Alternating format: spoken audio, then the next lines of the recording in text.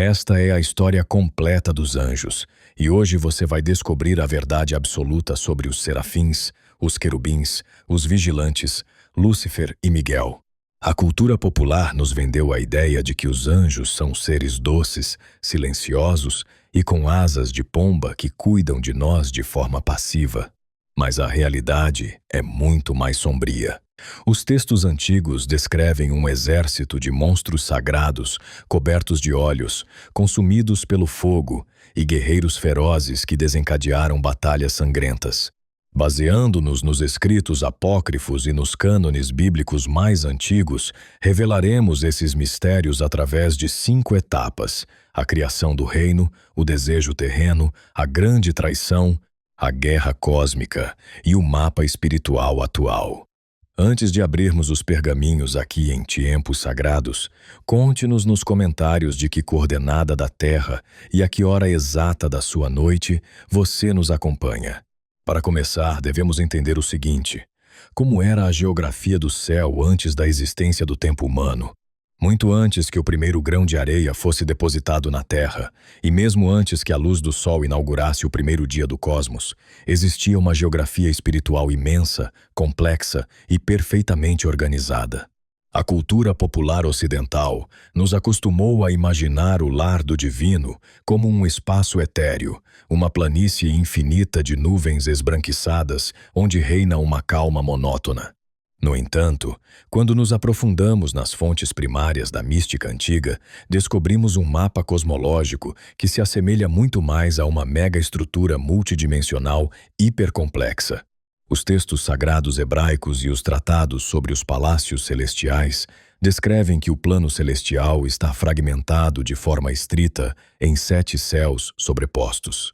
Cada um desses níveis funciona como uma dimensão independente, com seus próprios governantes, suas próprias leis físicas e espirituais, suas muralhas defensivas feitas de granizo cósmico e seus rios de fogo líquido que fluem eternamente. Para compreender a magnitude desse cenário, devemos viajar mentalmente até a origem de tudo, ao momento exato da primeira luz.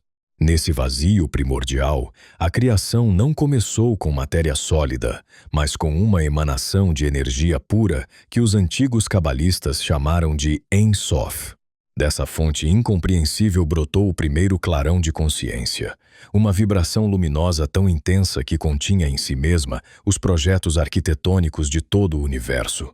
As crônicas descrevem que essa luz não se propagava em linha reta, mas se auto-organizava em geometrias perfeitas, dando forma aos 7 níveis do firmamento. O nível mais baixo, o primeiro céu, era o mais próximo do que hoje conhecemos como o espaço físico, um véu sutil que separava o mortal do eterno. Mas à medida que se ascendia através do segundo, terceiro e quarto céu, a densidade da luz aumentava de forma exponencial, transformando a paisagem em uma sucessão de planícies de cristal translúcido, cordilheiras de pedras preciosas que cintilavam com cores inexistentes no espectro humano, e depósitos colossais onde se armazenavam o orvalho da vida e as almas que ainda não haviam nascido. Ao chegar ao 7º nível, conhecido nos textos antigos como Araboth, encontramo-nos com o epicentro absoluto da existência. Este não era um lugar para ser habitado de forma comum, era o santuário do trono divino.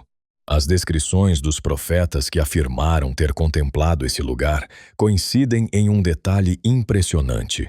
O trono não era uma cadeira estática, mas uma estrutura viva, uma carruagem celestial feita de fogo branco e safira, que emitia um estrondo comparável ao de 1000 cachoeiras caindo ao mesmo tempo.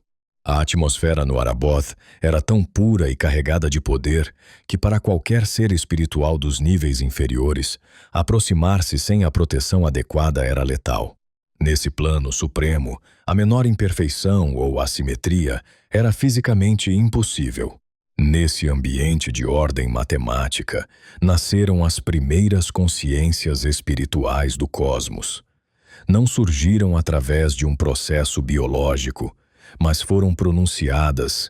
Cada palavra da divindade se materializava instantaneamente em um ser vivente dotado de inteligência, memória e uma função específica dentro da engrenagem celestial.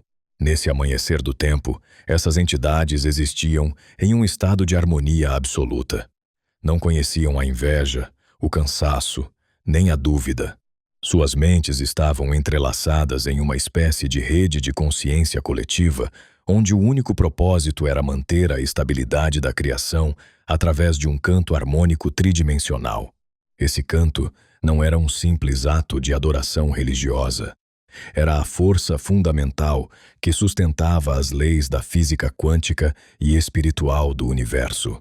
Se o canto parasse por um único segundo, a geografia do céu desmoronaria. Os palácios de cristal do céu eram habitados por milhões desses operários da luz, cada um designado a um quadrante específico dos 7 níveis. Uns se encarregavam de medir as órbitas das futuras estrelas, outros vigiavam as portas das dimensões inferiores e alguns mais geriam as correntes dos rios de fogo que purificavam os limites do firmamento. Durante éons, esse sistema funcionou sem o menor atrito. A paz era um tecido perfeito, uma sinfonia onde cada nota se encaixava com precisão absoluta. Os habitantes do céu eram perfeitos porque refletiam fielmente a luz da origem, habitando um reino onde o próprio conceito de rebelião ou desordem sequer existia como uma possibilidade lógica em suas mentes. Tudo era luz, simetria e obediência inquebrantável em um cosmos que parecia destinado a durar eternamente dessa maneira. Toda essa imponente estrutura geométrica dependia diretamente de um círculo interno de custódios colossais que cercavam o trono no 7º céu, seres cuja verdadeira fisionomia romperia qualquer pintura renascentista que você conheça. Muito longe da aparência humana, essas primeiras entidades eram descritas como autênticas forças da natureza, feitas de fogo incandescente, projetadas exclusivamente para suportar a proximidade da luz primordial. A tranquilidade desse mapa celestial estava prestes a ser desafiada pela perturbadora anatomia e pelo poder desses guardiões do primeiro nível. Que tipo de criatura sagrada precisa possuir múltiplos rostos de animais e um corpo completamente coberto de olhos para poder vigiar o centro da criação? Para compreender a verdadeira natureza do círculo mais íntimo que rodeia a divindade, é necessário apagar completamente as imagens da arte renascentista que nos ensinaram a ver os querubins como crianças pequenas e sorridentes com asas de pássaro. As crônicas mais antigas da mística hebraica e as visões dos profetas antigos descrevem uma realidade visual muito mais próxima de uma visão imponente e perturbadora. No topo da pirâmide espiritual, bem no 7º céu e roçando o trono, encontram-se os serafins. Seu nome deriva diretamente de uma raiz linguística que significa ardentes ou aqueles que queimam. Não são seres de carne e osso, mas estruturas de energia pura feitas de um fogo tão branco e intenso que consumiria imediatamente qualquer outro ser espiritual de menor hierarquia que tentasse olhá-los fixamente. O profeta Isaías documentou com precisão matemática a fisionomia desses seres da primeira ordem. Cada serafim possui 6 asas ao todo. Com o primeiro par de asas cobrem seus rostos, um ato de profunda reverência e proteção para não ficarem cegos diante da glória incandescente do trono divino. Com o segundo par de asas cobrem seus pés, um gesto que simboliza a humildade extrema na presença do Criador. Finalmente, com o terceiro par de asas, mantêm-se suspensos no ar cósmico, batendo-as a uma velocidade incalculável para gerar uma vibração constante que sacode os próprios alicerces do firmamento. A única tarefa desses seres ardentes é a purificação através do fogo. São os encarregados de transmitir o poder da divindade aos níveis inferiores e sua mera presença emite um calor espiritual que sustenta a temperatura do universo. Imediatamente abaixo deles, guardando as fronteiras do espaço sagrado, encontram-se os querubins. Longe da doçura que se lhes atribui hoje, os textos antigos, especialmente as visões do profeta Ezequiel junto ao rio Quebar, os descrevem como os oficiais de segurança e os condutores da carruagem celestial. Seu corpo tem uma forma vagamente humana, mas aqui termina qualquer semelhança conosco. Cada querubim possui 4 rostos diferentes que olham simultaneamente para os 4 pontos cardeais. O primeiro rosto é o de um ser humano, que representa a inteligência suprema. O segundo é o de um leão, o rei das feras selvagens, que simboliza a força indomável. O terceiro é o de um boi, o animal de carga por excelência, que encarna a obediência e a firmeza. E o quarto é o de uma águia, a rainha das aves, que representa a visão panorâmica e a velocidade divina. O misticismo visual dos querubins se torna ainda mais complexo quando se analisam suas extremidades e seus mecanismos de movimento. Sob suas asas se estendem mãos humanas e suas pernas são retas, terminando em cascos de bronze polido que cintilam a cada giro. Mas o mais surpreendente de sua anatomia são os objetos viventes que os acompanham, conhecidos nos manuscritos como as Ofanim, ou as rodas do trono. Essas rodas gigantescas, cor de crisólito, se entrelaçam umas com as outras de forma perpendicular, permitindo que a carruagem celestial se mova em qualquer direção de maneira instantânea, sem necessidade de virar. O mais perturbador para a mente humana é que tanto o corpo dos querubins quanto os aros dessas rodas monumentais estão completamente cobertos de milhares de olhos abertos que piscam em uníssono, vigiando cada dimensão do cosmos e assegurando que nada escape à sua supervisão. Quando esses seres se deslocam, o bater de suas asas produz um estrondo ensurdecedor que os textos comparam ao rugido de um exército inteiro em marcha ou ao som do trovão cruzando o firmamento de um extremo a outro. Esta é a verdadeira corte celestial, uma manifestação de poder e infalibilidade projetada para proteger a ordem eterna. Toda essa imponente maquinaria de fogo, asas múltiplas e rodas cobertas de olhos, funcionava com precisão milimétrica focada em um único objetivo absoluto. No entanto, a rotina de adoração e vigilância eterna estava prestes a experimentar um giro radical quando a divindade decidiu implantar um novo projeto arquitetônico sobre a tela do vazio. Os habitantes mais puros do céu receberam uma ordem que mudaria seu propósito e semearia as primeiras dúvidas no reino da luz. Como reagiriam esses monstros sagrados de fogo ao descobrir que deveriam inclinar seus rostos diante de uma nova e frágil criação feita de simples barro terreno? A paz imutável dos 7 céus repousava sobre a repetição perpétua das frequências sonoras e as tarefas de manutenção cósmica que a corte celestial executava. No entanto, a eternidade experimentou uma sutil mudança de ritmo quando o Criador implantou sobre a tela do firmamento um projeto completamente novo e revolucionário que transformaria a função de todas as hostes espirituais. Até esse momento, o propósito exclusivo dos serafins, dos querubins e dos coros inferiores era a contemplação da luz original e a estabilização das dimensões espirituais.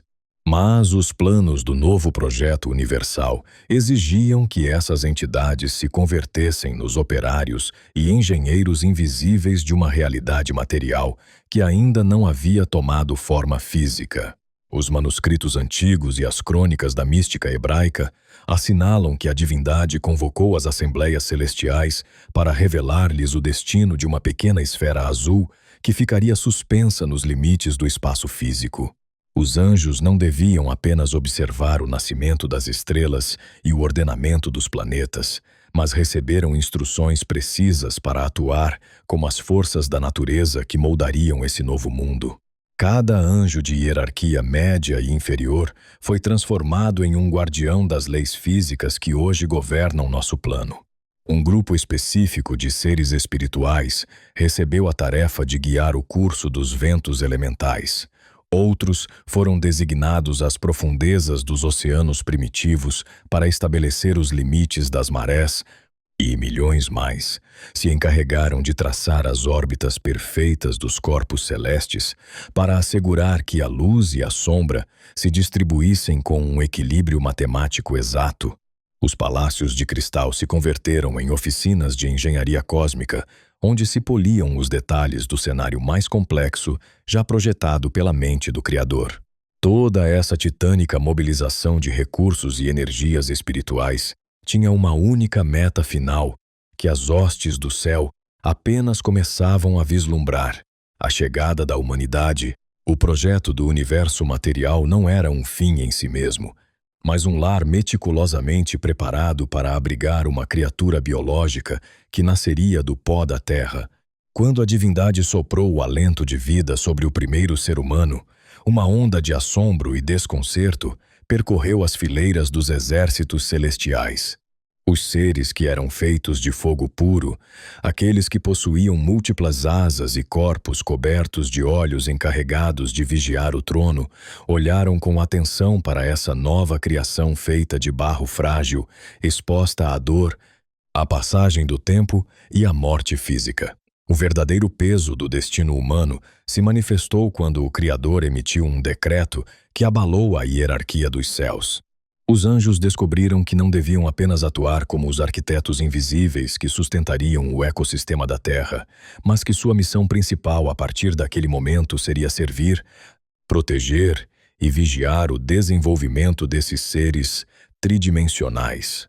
Para muitas das consciências espirituais mais elevadas, essa ordem representava um paradoxo incompreensível. Por que as criaturas imortais da luz deveriam desviar sua atenção do trono divino para concentrar seus esforços em guiar os passos de uma espécie tão limitada e vulnerável? Apesar das perguntas silenciosas que começaram a flutuar na atmosfera do firmamento, a obediência prevaleceu a princípio, e um setor especializado da hierarquia celestial se dispôs a cruzar o véu que separava o plano espiritual do mundo dos homens para iniciar a fase mais delicada do grande plano divino. Para cumprir esse sagrado dever de supervisão e orientação, a divindade selecionou uma ordem de elite composta por 200 seres espirituais de alta hierarquia, conhecidos nos pergaminhos antigos como os vigilantes. Essas entidades receberam a bênção de descer diretamente ao plano terreno com o propósito puro de ensinar aos seres humanos as artes da civilização e protegê-los dos perigos que espreitavam na natureza. No entanto, a proximidade física com a beleza da Terra e a fragilidade humana começou a alterar a vibração espiritual desses guardiões em suas missões cotidianas. Que desejos obscuros despertaram no coração desses seres perfeitos ao interagir de perto com a criação de barro que deviam proteger? Para executar as fases mais profundas do plano divino na Terra, o Criador selecionou uma ordem especializada de seres espirituais pertencentes aos coros intermediários, conhecidos nas crônicas antigas como os Grigori, ou, sob o termo em português, os vigilantes. Esse contingente era formado por 200 mensageiros celestiais de uma pureza inatacável, liderados por uma entidade de grande intelecto chamada Semiasa. A natureza de sua missão exigia uma mudança radical na forma como os anjos interagiam com a matéria, já que não deviam se limitar a mover os fios invisíveis da física a partir dos 7 céus, mas deviam cruzar o véu dimensional e se manifestar fisicamente na superfície de nosso mundo para conviver de maneira direta com os primeiros assentamentos humanos. O desejo inicial que impulsionava esse grupo de espíritos escolhidos era completamente puro e desinteressado. Os vigilantes desceram sobre as encostas do Monte Hermon, um ponto geográfico elevado que servia como elo entre o firmamento e a planície terrena, envoltos em uma névoa resplandecente que infundiu um respeito reverencial nas comunidades humanas que testemunharam sua chegada. Seu propósito fundamental era atuar como os mestres e tutores de uma espécie que ainda dava seus primeiros passos na escuridão da ignorância. Durante as primeiras etapas de sua estadia, os vigilantes se dedicaram com uma paciência infinita a observar o comportamento dos homens e a entregar-lhes as ferramentas necessárias para construir uma civilização digna e próspera. Os manuscritos apócrifos, especialmente o livro de Enoque, descrevem detalhadamente como esses seres celestiais se sentavam junto aos líderes humanos para revelar-lhes os segredos ocultos da criação. Um vigilante ensinava os homens a observar o movimento das constelações para prever as épocas de plantio e colheita. Outro explicava as propriedades curativas das raízes e das plantas que cresciam nos vales, enquanto outros membros do grupo instruíam a humanidade na arte da escrita, na leitura dos sinais meteorológicos e na compreensão dos ciclos lunares. Graças a esse guia benevolente, a vida na Terra começou a florescer sob um manto de aparente equilíbrio, onde os mestres espirituais se sentiam profundamente realizados ao ver o avanço de seus alunos feitos de barro. No entanto, o contato prolongado com a realidade tridimensional começou a gerar uma transformação silenciosa e perigosa na vibração dos Grigori. Diferentemente de seus irmãos que permaneciam no sétimo céu, entoando cânticos eternos diante do trono, os vigilantes agora experimentavam o calor do sol material, o som dos rios de água doce e, sobretudo, a profunda complexidade das emoções humanas. Ao observar a vida cotidiana das comunidades que vigiavam, esses seres perfeitos começaram a desenvolver uma fascinação incontrolável pela beleza física das mulheres terrenas. O que começou como uma admiração pura e paternal pelo desenho da criação distorceu-se gradualmente em um anseio de posse e em um desejo de experimentar prazeres que não faziam parte de sua natureza espiritual. Presos entre seu sagrado dever celestial e a intensa gravidade dos desejos terrenos, os vigilantes começaram a contemplar em segredo a possibilidade de romper as leis eternas da separação dimensional para se unirem definitivamente ao destino dos mortais. Enquanto esse foco de tentação material ganhava terreno nas encostas do Monte Hermon, uma fratura muito mais devastadora e soberba se gestava nos salões mais altos do próprio sétimo céu. No epicentro da luz divina, a entidade mais radiante e perfeita de toda a criação celestial havia começado a desviar o olhar de seu Criador para se concentrar em seu próprio esplendor individual. Uma sombra de ambição sem precedentes estava prestes a obscurecer a pureza das hostes que jamais haviam pisado a terra. Que pensamento terrível cruzou a mente do portador da luz para convencê-lo de que seu próprio brilho era superior ao da fonte que o havia criado? No epicentro do sétimo céu, muito antes que o conceito do mal existisse no vocabulário do cosmos, habitava a entidade mais perfeita, deslumbrante e dotada de toda a criação. As crônicas antigas e os textos dos profetas, como as visões detalhadas nos escritos de Ezequiel, o descrevem não como um monstro proscrito, mas como o selo da perfeição, um ser colossal, cheio de sabedoria e perfeito em beleza. Seu nome original, Lúcifer, significava textualmente o portador da luz, ou a estrela da manhã. Sua vestimenta espiritual não era feita de filamentos comuns, mas estava adornada e cravejada com toda espécie de pedras preciosas: o rubi, o topázio, o crisólito, o berilo, o ônix, o jaspe, a safira, a malaquita e a esmeralda, todas engastadas em ouro puro no mesmo dia em que foi pronunciado no plano da existência. Lúcifer não pertencia aos coros inferiores. Ocupava a posição mais privilegiada dentro da hierarquia divina. Era um querubim grande e protetor, designado diretamente para cobrir com suas asas estendidas o próprio trono do Criador no Monte Santo. Devido a essa proximidade absoluta com a fonte primordial da energia universal, Lúcifer funcionava como o espelho principal do firmamento. Sua tarefa cósmica consistia em receber a luz pura e incompreensível da divindade e refratá-la com uma beleza artística em direção aos milhões de anjos que compunham os exércitos celestiais. Durante éons, esse ciclo de iluminação e adoração operou em uma harmonia matemática impecável. Lúcifer dirigia os louvores cósmicos, e sua voz, entrelaçada ao bater de suas asas douradas, coordenava as frequências sonoras que mantinham estáveis os 7 céus. No entanto, a perfeição desse mecanismo eterno começou a rachar devido à introspecção. Sendo o depositário de tanta beleza e sabedoria, o portador da luz começou a desviar os olhos do Criador para olhar para si mesmo.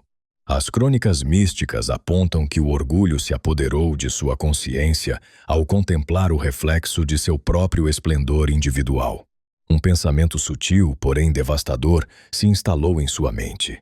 Se seu brilho era o mais belo de todo o firmamento e se sua sabedoria superava a de qualquer outra entidade viva, por que deveria permanecer eternamente prostrado diante de um trono invisível? Por que a origem de toda a criação exigia uma submissão absoluta em vez de compartilhar a soberania do universo com sua criatura mais perfeita?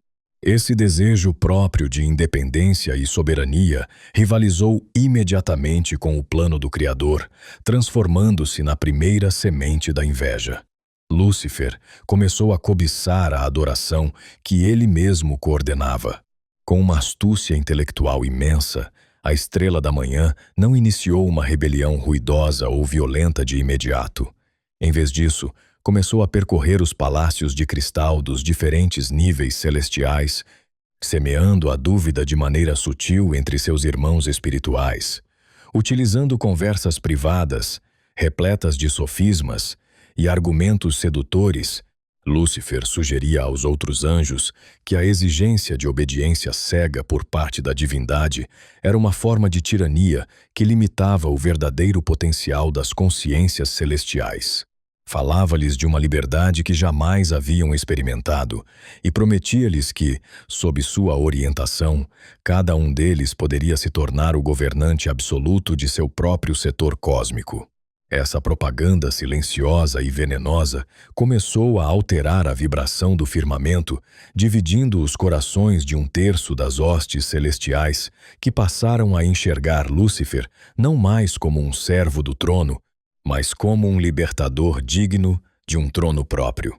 Enquanto o vírus da soberba e da rebelião intelectual fraturava a harmonia das dimensões mais altas do céu, na superfície da terra, o desejo material dos vigilantes terminava de cruzar a linha do proibido.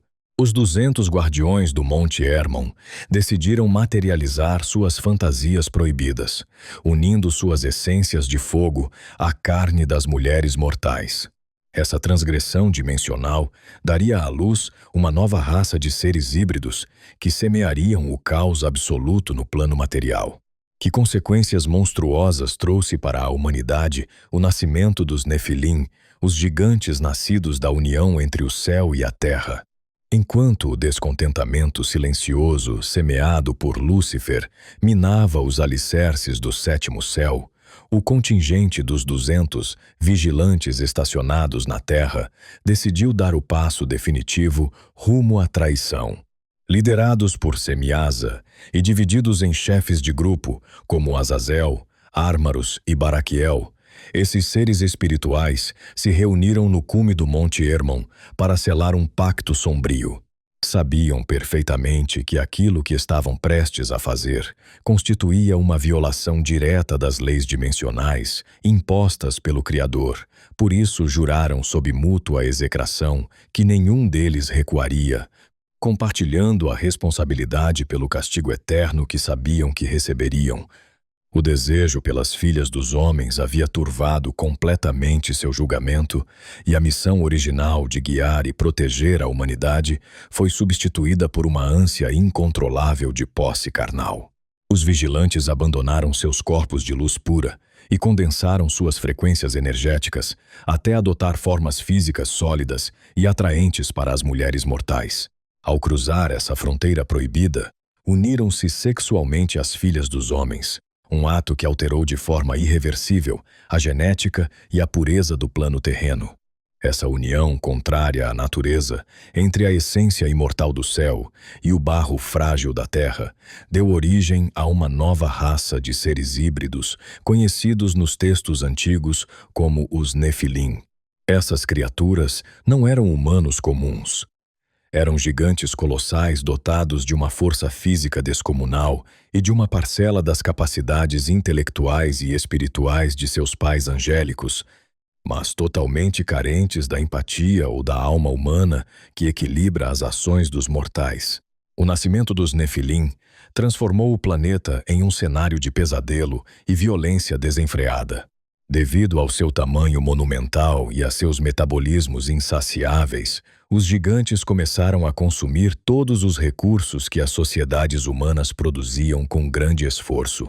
Quando os suprimentos agrícolas, o gado e os frutos da terra se esgotaram por completo, os Nefilim direcionaram sua voracidade contra a própria humanidade, caçando, escravizando e devorando os homens em um ciclo de canibalismo e terror que dizimou as populações da terra. O sangue humano começou a correr pelos vales, e os gritos de desespero das vítimas se elevaram ao firmamento, rompendo o silêncio cósmico. Para assegurar seu domínio sobre os mortais, os vigilantes caídos decidiram corromper ainda mais a pureza terrena, entregando conhecimentos proibidos antes do tempo. Azazel ensinou aos homens a arte da metalurgia pesada, instruindo-os na fabricação de espadas, facas e escudos, o que desencadeou as primeiras guerras organizadas e os banhos de sangue entre as tribos da terra. Ensinou também às mulheres o uso de cosméticos, pinturas para os olhos e técnicas de sedução para alterar a aparência natural.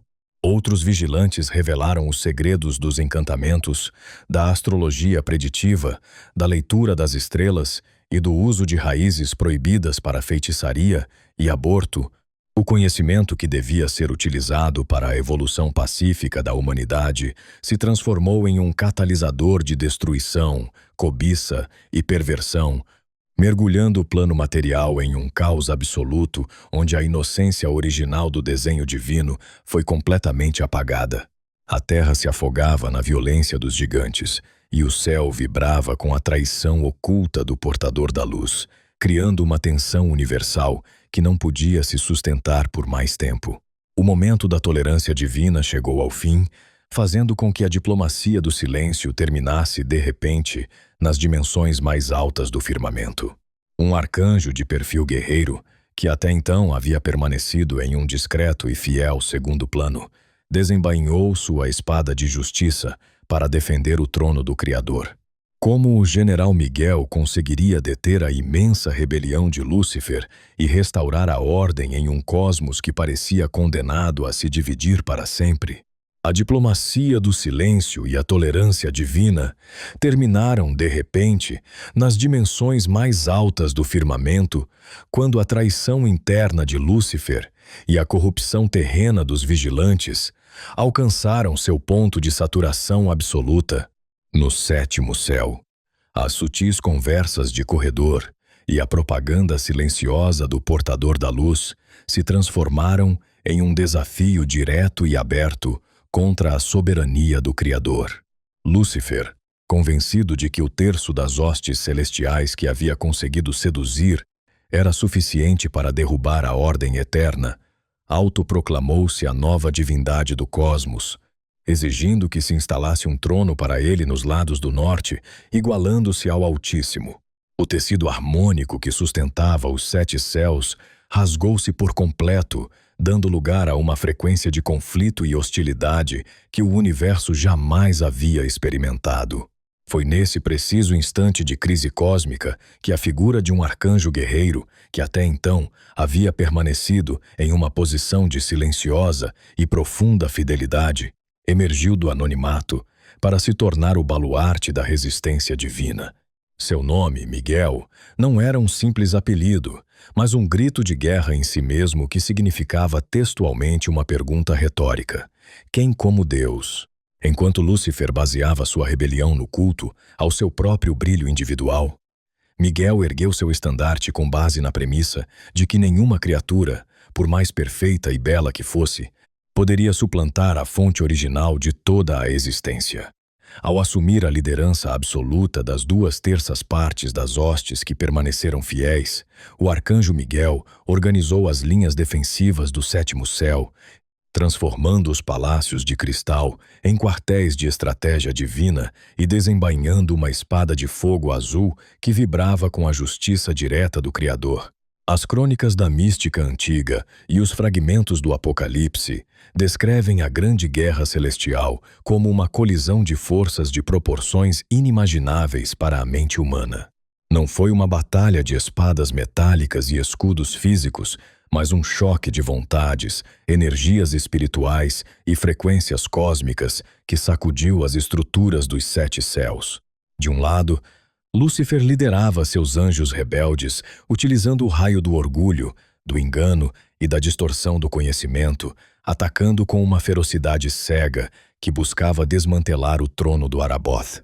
Do outro lado, Miguel e seus exércitos avançavam como uma muralha impenetrável de luz branca e ordenada, respondendo a cada ataque com a vibração pura da verdade e da obediência inquebrantável. As colisões entre esses titãs espirituais geravam estrondos que ressoavam por todas as dimensões, fazendo com que os alicerces do firmamento tremessem enquanto a luz e a escuridão disputavam o controle do universo. A batalha alcançou seu ponto de não retorno quando Miguel e Lúcifer se enfrentaram cara a cara no centro do cenário celestial. O portador da luz, cegado pela soberba de sua beleza adornada com pedras preciosas, tentou eclipsar o arcanjo guerreiro com seu resplendor, mas a espada de Miguel, carregada com o poder absoluto da origem, demonstrou que o brilho de uma criatura é nada em comparação com a potência da divindade. Com um golpe definitivo que simbolizou a queda do orgulho diante da humildade sagrada, Miguel derrotou Lúcifer, despojando-o de sua autoridade cósmica e expulsando-o para fora do Monte Santo. A estrela da manhã e todo o terço dos anjos que haviam acreditado em suas mentiras foram expulsos de forma irrevogável dos 7 céus, caindo como relâmpagos através do vazio dimensional. A harmonia matemática do firmamento foi restaurada graças à liderança de Miguel, mas o eco dessa fratura cósmica estava prestes a se manifestar com toda sua força sobre as dimensões inferiores que ainda se encontravam no caos. Com a rebelião de Lúcifer esmagada nos céus superiores, os olhos da justiça divina e as hostes lideradas pelo arcanjo Miguel se voltaram imediatamente para a superfície da terra, onde os vigilantes e seus monstruosos filhos gigantes continuavam destruindo a criação. A vitória no firmamento significava que havia chegado o momento de executar as sentenças pendentes sobre todos aqueles seres espirituais que haviam violado seus juramentos sagrados no plano material. Uma purificação absoluta, tanto no nível espiritual quanto no físico, estava prestes a se desencadear sobre o planeta de barro através de decretos implacáveis e forças elementais descontroladas. Que castigos horrendos aguardavam os vigilantes caídos nas profundezas da terra, enquanto as águas de um cataclismo sem precedentes apagavam o legado dos Nefilim da face do mundo. A expulsão de Lúcifer e de suas hostes rebeldes das dimensões superiores marcou o início de uma purificação igualmente drástica e implacável no plano terreno.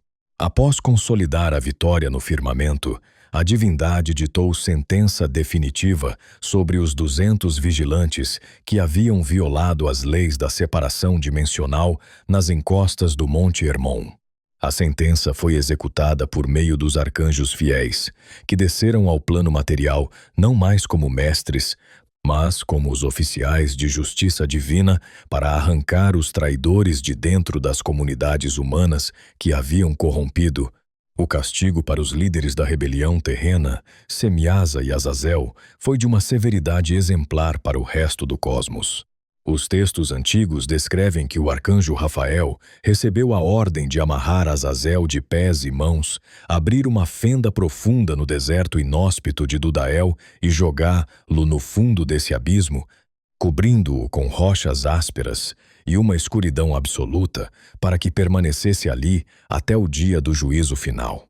Para Semiasa e os demais chefes caídos, a condenação incluiu uma tortura psicológica devastadora. Antes de serem acorrentados, foram obrigados a presenciar a destruição mútua de seus próprios filhos, os Nefilim, os gigantes, privados do sustento que as sociedades humanas lhes forneciam, se enredaram em uma guerra civil de canibalismo e matança desenfreada que tingiu de sangue os vales da terra diante do olhar impotente de seus pais espirituais. Uma vez que o último gigante caiu sem vida, os vigilantes foram despojados de suas formas físicas atraentes e arrastados aos níveis mais profundos e escuros abaixo da crosta terrestre, permanecendo sepultados sob correntes eternas nas prisões da escuridão. No entanto, a reclusão dos vigilantes e a morte dos Nefilim não eram suficientes para curar o planeta de barro. A superfície da Terra estava profundamente impregnada pela magia negra, pelas tecnologias de guerra de Azazel, pelas uniões genéticas contrárias à natureza e pela degradação moral das tribos humanas que haviam adotado os costumes dos caídos. O desenho original do plano material exigia uma restauração total, um reinício absoluto que apagasse até o menor vestígio da contaminação angelical.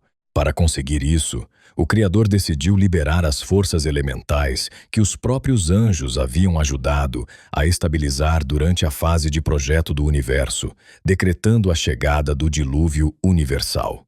As comportas do primeiro céu se abriram por completo, e os depósitos do grande abismo que jaziam sob os continentes explodiram simultaneamente, lançando torrentes incalculáveis de água que cobriram as cordilheiras mais altas do mundo durante 40 dias e 40 noites. O cataclismo apagou os palácios de pedra dos gigantes, destruiu as bibliotecas primitivas, onde se guardavam os segredos astrológicos proibidos, e submergiu sob um oceano purificador toda a maldade acumulada durante séculos de transgressão.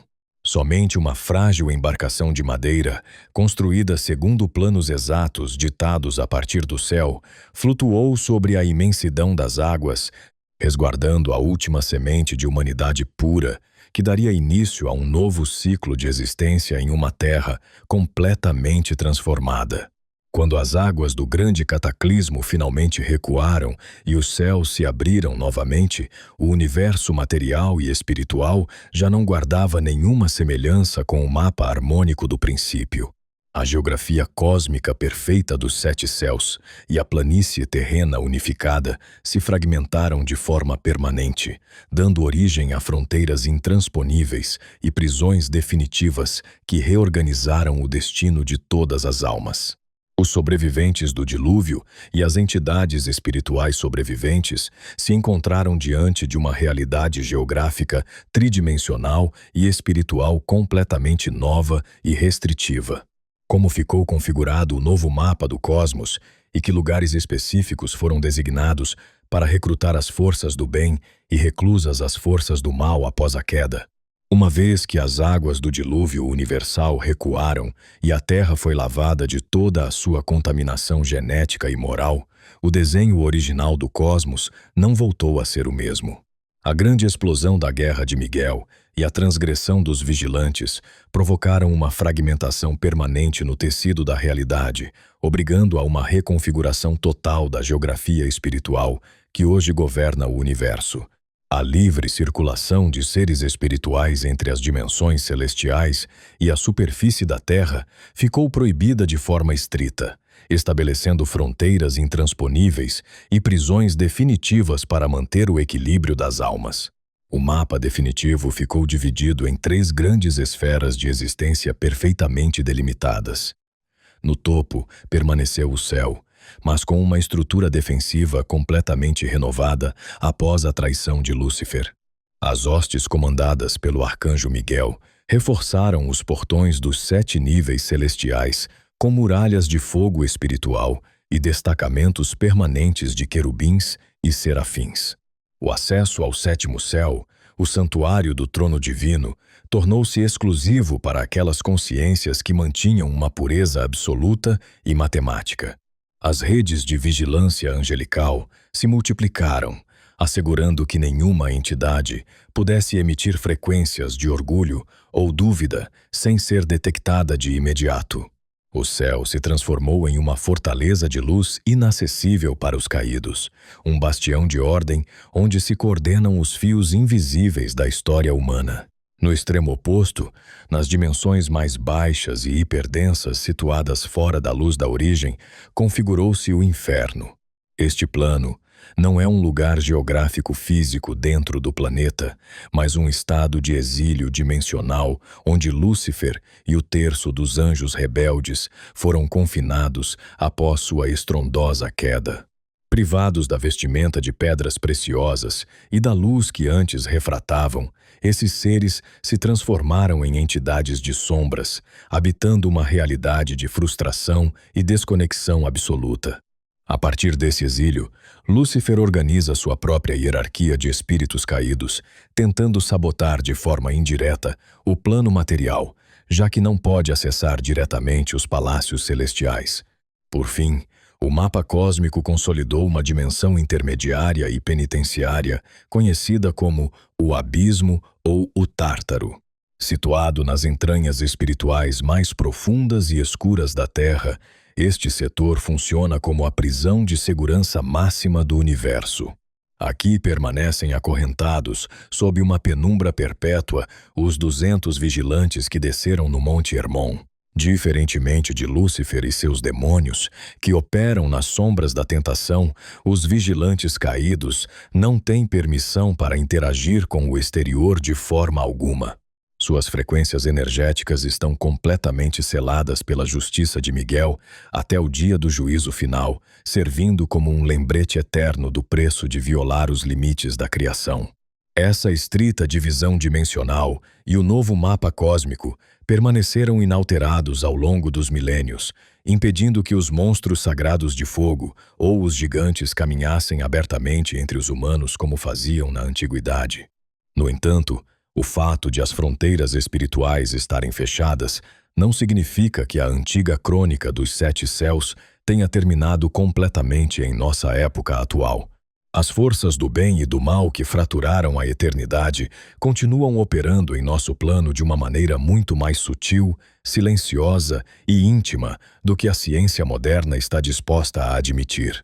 De que maneira ressoa o legado invisível dos serafins, dos vigilantes e dos arcanjos na vida cotidiana do ser humano do século XXI, e onde realmente se trava a batalha final em nossos dias? Apesar de os milênios terem sepultado os palácios de pedra dos gigantes e as águas do dilúvio universal terem limpado a superfície da Terra, as crônicas antigas da geografia celestial não são simples lendas esquecidas em pergaminhos empoeirados. O mapa cósmico fragmentado que dividiu o universo em céu, inferno e abismo continua projetando sua sombra sobre o mundo contemporâneo. Em pleno século XXI, uma época dominada pela tecnologia digital, pela exploração espacial e pelo materialismo científico, o legado invisível dos serafins, dos querubins e dos vigilantes caídos ressoa com uma força surpreendente no imaginário coletivo da humanidade, demonstrando que o ser humano conserva uma memória espiritual intacta.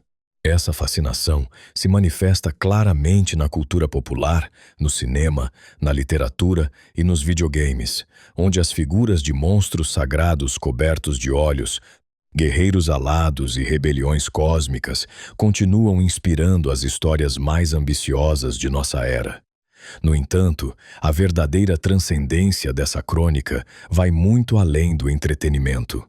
A reflexão mais profunda que esses textos antigos nos legam é que a grande guerra celestial iniciada pelo arcanjo Miguel contra a soberba de Lúcifer nunca terminou por completo, simplesmente mudou de cenário.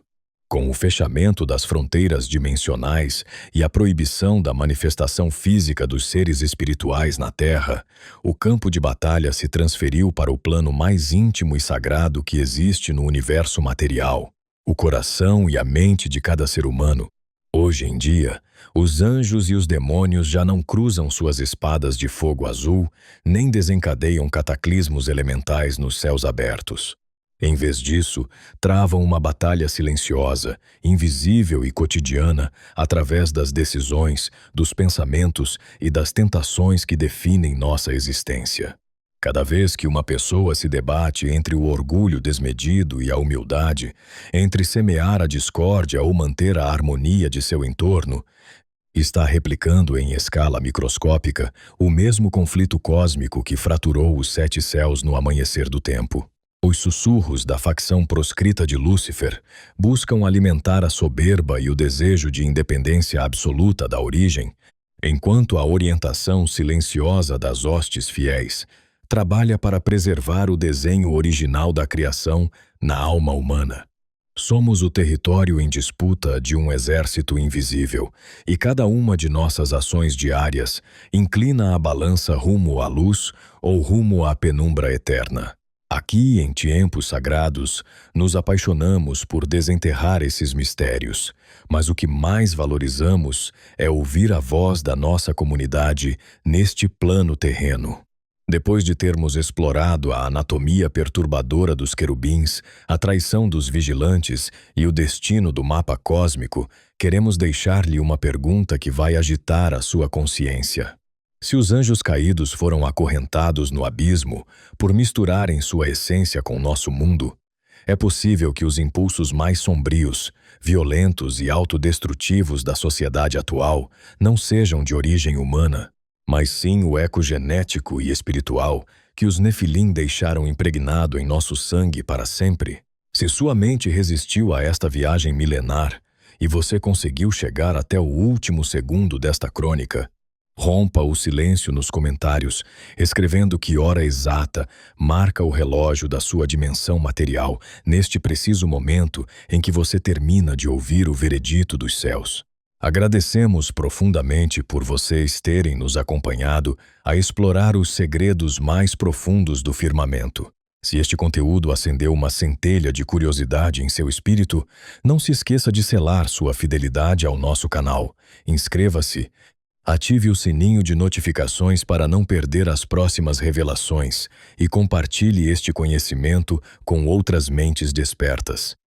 Nos vemos na próxima viagem, através das páginas perdidas da eternidade.